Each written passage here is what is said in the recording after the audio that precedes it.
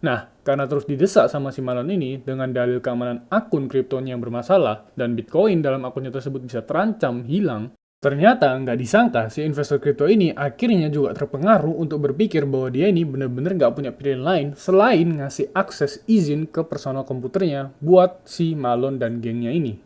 Terus gak lama setelah itu, dalam beberapa jam aja, si Malone ini itu bisa langsung berhasil ngambil sebanyak 4.100 Bitcoin dari akun kripto milik si investor ini. Ngomongin soal pencarian cryptocurrency, memang bukan sesuatu yang baru. Apalagi, di sepanjang 2024 aja, jumlah pencurian kripto aja itu udah mencapai 35,7 triliun. Nah, dari banyak pencurian kripto yang pernah terjadi ini, ada satu kejadian pencurian kripto yang paling menarik. Karena pelakunya bukan hacker atau sindikat besar, tapi melainkan hanya 3 orang anak remaja doang. Cuma, yang bikin kasus ini tambah menarik, itu karena jumlah yang mereka curi, itu jumlahnya nggak main-main, yaitu mencapai 3,68 triliun rupiah, sampai-sampai kejadian ini itu jadi pencurian kripto terbesar di Amerika. Cuma gara-gara 3 bocah ini. Nah, gimana cerita lengkap pencurian kripto ini? Dan bagaimana caranya 3 bocah ini itu bisa sampai mencuri kripto sebanyak itu? Mari kita bahas.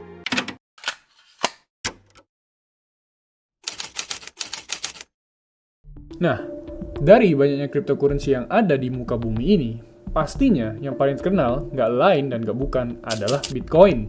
Apalagi kalau ngomongin nilainya yang beberapa tahun belakangan ini, itu bener-bener udah tinggi banget. Bahkan, per tanggal 6 Februari ini aja, harga satu Bitcoin itu udah mencapai 1 miliar rupiah per kepingnya. Yang kalau mau dipakai beli ini koin, itu udah bisa beli yang namanya satu pulau kecil di laut sana, sama rumah mewahnya sekalian udah ada di atasnya. Dan itu juga udah masih sisa bisa buat beli mobil mewah tiap bulannya. Tapi, saking berharganya koin ini, itu nggak heran lagi kalau Bitcoin ini itu juga jadi sasaran empuk buat para pencuri. Seperti yang dilakuin dari salah satu pencuri, yaitu seorang bocil bernama Melon Lame bersama 2 orang temannya. Jadi, kejadian pencurian ini itu bermula dari sebuah grup chat milik si Melon ini dan temennya, yang mana grup chat ini itu biasanya digunain mereka buat ngebahas hal-hal random. Sampai akhirnya, suatu saat temennya si Melon ini tiba-tiba punya ide buat nyuri kripto dari investor kaya. Dan ngajak si Malone ini dan 1 orang lagi temennya buat ikut aksinya ini. Terus, gak lama setelah itu, mereka bertiga mulai dah itu yang namanya browsing di internet buat nyari nama-nama investor kripto yang terkenal kaya raya. Dan langsung dicobain satu persatu dari investor tersebut itu buat ditipu sama mereka. Nah, cara mereka menipu ini itu dengan cara mengaku sebagai pegawai dari perusahaan besar kayak Facebook, Google, atau perusahaan kripto lainnya dengan dalil kalau akun si investor ini itu lagi diblokir karena masalah keamanan. Yang nantinya mereka bakal minta si korban ini buat download suatu aplikasi yang berjenis remote desktop kayak TeamViewer supaya mereka bertiga ini itu bisa mengakses akun dari si investor kripto ini secara langsung. Nah, kalau di ngomongin modus penipuan kayak gini, itu bisa dibilang sebenarnya udah cukup dikenal dengan istilah phishing. Atau bisa dibilang juga itu udah sering ditemuin, apalagi kalau di call center India. Kayak di Bangladesh aja, modus penipuan kayak gini itu udah paling gacor-gacornya buat yang namanya dapetin uang sebanyak-banyaknya dengan nargetin orang-orang lansia yang gaptek teknologi. Tapi saking udah umum sama seringnya ini modus dilakuin, itu udah bikin banyak orang tahu dan ngeh ciri-ciri penipuan phishing ini. Yang jadinya orang-orang itu juga harusnya udah pada aware yang namanya penipuan phishing ini. Yang mana hal tersebut itu bikin rencana dari si Malone sama gengnya ini jadi sempat kesusahan buat nipu para investor kripto ini. Nah, sampai suatu ketika si Malone ini itu nelpon seorang investor kripto asal Washington DC yang nggak disangka-sangka ternyata orang ini itu justru percaya sama omongannya si Malone ini. Yang saat itu dia ngaku sebagai pegawai dari perusahaan kripto. Nah, karena terus didesak sama si Malone ini dengan dalil keamanan akun kriptonya yang bermasalah dan Bitcoin dalam akunnya tersebut bisa terancam hilang, ternyata nggak disangka si investor kripto ini akhirnya juga terpengaruh untuk berpikir bahwa dia ini bener-bener nggak punya pilihan lain selain ngasih akses izin ke personal komputernya buat si Malone dan gengnya ini.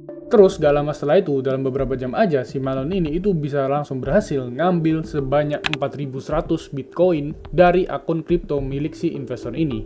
Yang kalau dicairkan ke dalam bentuk rupiah, mereka itu udah dapat keuntungan sekitar 230 juta US dollar, atau sekitar 3,68 triliun rupiah.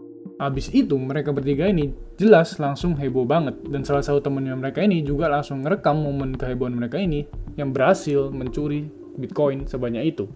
Nah, abis dapetin duit sebanyak itu, mereka bertiga ini langsung berfoya-foya, terutama si Malone ini yang nge-spend gila-gilaan, mulai dari beli beberapa barang-barang mewah, dan juga berlian yang kalau di total nilainya itu udah bisa nyampe ratusan juta dolar. Selain beli barang-barang mewah ini, mereka itu juga nyewa sebuah mansion mewah di Miami yang harga sewanya sendiri itu udah nyampe 68.000 dolar per bulannya atau sekitar 1 miliar per bulannya. Lengkap dengan garasi yang diisi penuh dengan mobil-mobil mewah yang jumlahnya itu udah nyampe 31 buah. Yang kalau ditotalin, itu nolnya aja itu udah lebih dari 9 pastinya. Nah, selain ngabisin duit itu buat lifestyle mewahnya, ternyata mereka bertiga ini itu juga ngabisin duit itu buat party-party di beberapa klub-klub mewah di Amerika sana. Bahkan, sekali party aja itu mereka bisa minum-minum champagne yang harga per botolnya aja itu mencapai puluhan juta rupiah, plus pelayanan VIP di klub-klub malam tersebut. Jadi nggak mengherankan lagi kalau ditotalin jumlah uang yang dikeluarin sama bocah-bocah ini dalam sekali party aja itu udah bisa mencapai 400.000 hingga 500.000 USD dollar atau sekitar 6 hingga 7 miliar rupiah. Selain itu, karena saking kayanya si Malone ini, dia itu juga sempat bagi-bagiin barang-barang mewahnya kayak tas buat ke beberapa perempuan cantik yang ditemui di klub-klub malam pas dia lagi party. Bahkan ada juga suatu momen di mana dia itu sampai hampir pernah ngasih sebuah Lamborghini warna pink yang harganya itu miliaran ke seorang perempuan yang disukai sama si Malone ini. Jadi, dari kehidupan mewah si Malone ini itu bisa disimpulin kalau duit yang mereka curi dari investasi kripto itu udah memang gede banget bukan main. Dan semua itu mereka dapetin cuma dengan modal phishing doang. Kehidupan mereka itu bisa berubah sampai 180 derajat. Sampai pada akhirnya, kehidupan mewah si Malone ini harus berakhir karena ternyata transaksi gede kripto ini itu ketahuan sama seorang penyelidik dunia blockchain yang bernama Zach XBT. Nah, si penyelidik ini itu udah memang terkenal banget, namanya aktif buat mengungkap aksi-aksi pencurian ataupun rug pull dari industri blockchain maupun kripto. Termasuk juga aksi pencurian yang dilakuin sama 3 bocah ini. Nah, awal mula aksi pencurian ini bisa ketahuan itu gara-gara si ZXBT ini itu ngeliat ada sebuah transaksi kripto dalam jumlah gede ke sebuah akun misterius. Terus pas diselidiki lagi akun tersebut, ternyata uang kripto tersebut itu dibagiin ke beberapa akun-akun lainnya. Jadi seolah-olah akun ini itu udah kayak berusaha buat nyembunyiin transaksi kripto yang barusan gede itu dengan cara memecah uang kripto yang dia dapetin supaya sulit dilacak transaksinya. Nah, karena pola transaksinya mencurigakan inilah, si penyelidik ini itu mutusin buat mengawasi kemana aja uang kripto itu keluar. Dan pas diteliti transaksinya, bener aja, ternyata transaksinya itu mengarah ke pembelian barang-barang mahal. Terus ada juga yang beberapa ke klub malam, dan ada juga yang digunain buat nyewa sebuah mansion.